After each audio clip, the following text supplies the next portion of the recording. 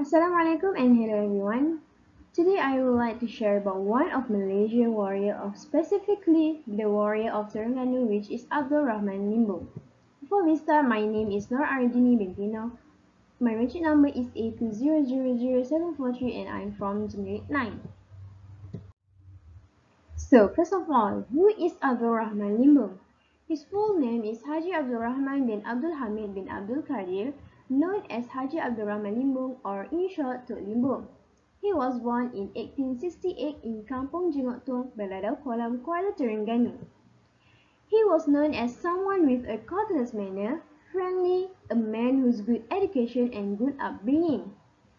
He also was depicted by George Alexander de Chazin de Mowbray as a very holy man with a very big influence and very generous to the rakyat. His manner and appearances are like a Sufi. Next, we continue with his education. He obtained his education from his uncle, Haji Tun Muhammad Zain in Mecca. He mastered his education comprehensively by learning with his teacher, Haji Yaakob Payabunga. He then continued his studies under the supervision of Haji Wan Musa in Payabunga. He also practiced Tariqat Naqshbandiyah and upheld the fiqh of Ash-Shafi'i. Working experiences.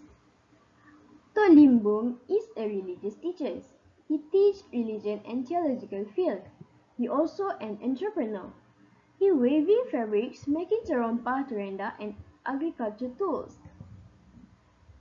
He also a successful trader. He has his own big ship manhandled by 5 crew members and led by Haji Wan Nawang Sedara. And lastly, he also a farmer. He resorted to planting cotton, banana, corn, and paddy together with the villagers. Contribution of Tok Limbong. There are three main contributions of Tok Limbong, which is first, he defended the right of the settlers and people of Terengganu from being governed by the British power.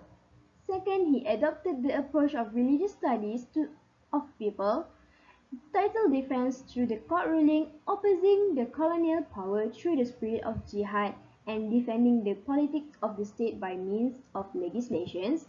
And third, he enabled the Sultan institution and gave an undivided support to the state administration. Next is the British threat on Tok Limbong. First, a trial was held between Tok Limbong with an English attorney represented by the forest ranger. Second, British using forces to bring Tok Limbong to the police station, but it was declined.